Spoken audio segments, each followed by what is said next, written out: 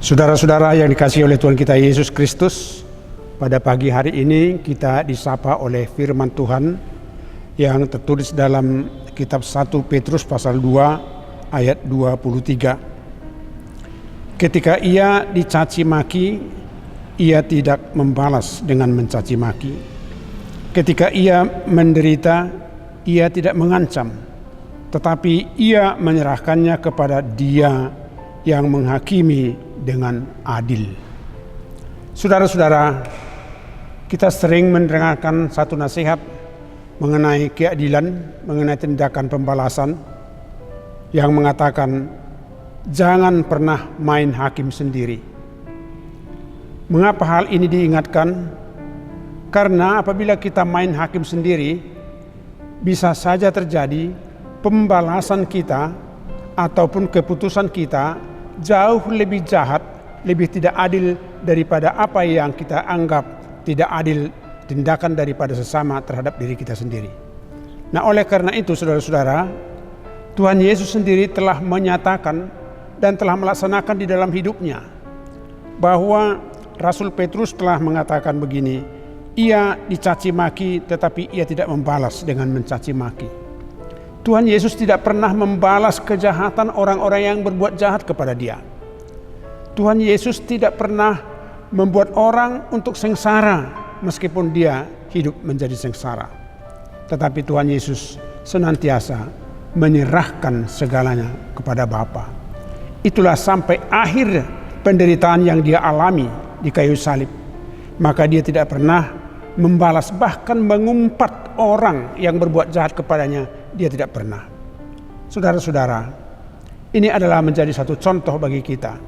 Karena apa? Karena sering di dalam kehidupan kita mau bersemangat membalas kejahatan orang lain dengan kejahatan. Atau kalau kita melihat seorang yang benci kepada kita jatuh pingsan, lalu kita katakan, ya syukur. Apakah kita bangga melihat penderitaan orang? Sebenarnya kalau kita tidak bangga melihat penderitaan orang, kita tidak juga bangga melihat penderitaan kita sendiri yang diperbuat oleh orang lain kepada kita. Oleh karena itu saudara-saudara, apapun yang terjadi, apapun tindakan orang-orang jahat kepada kita menyerahkan kepada Dia, kepada Allah Bapa. Karena apa?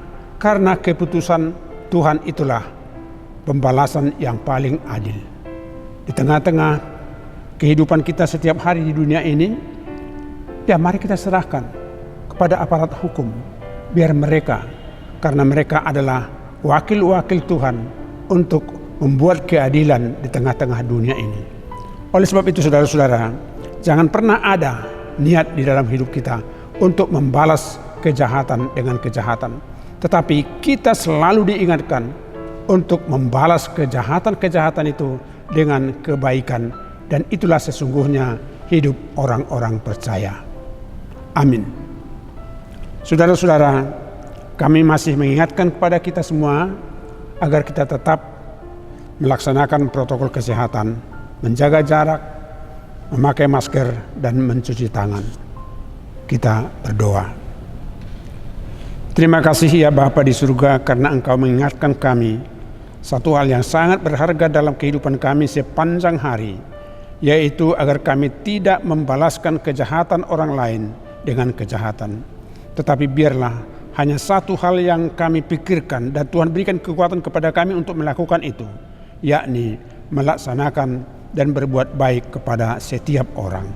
Berkati dan kuatkan kami untuk dapat melakukan hal itu ya Tuhan, sesuai dengan kehendak-Mu. Di dalam nama Yesus Kristus kami berdoa. Amin. Anugerah dari Tuhan kita Yesus Kristus, kasih setia Allah Bapa, dan persekutuan Roh Kudus kiranya menyertai kita sekalian. Amin.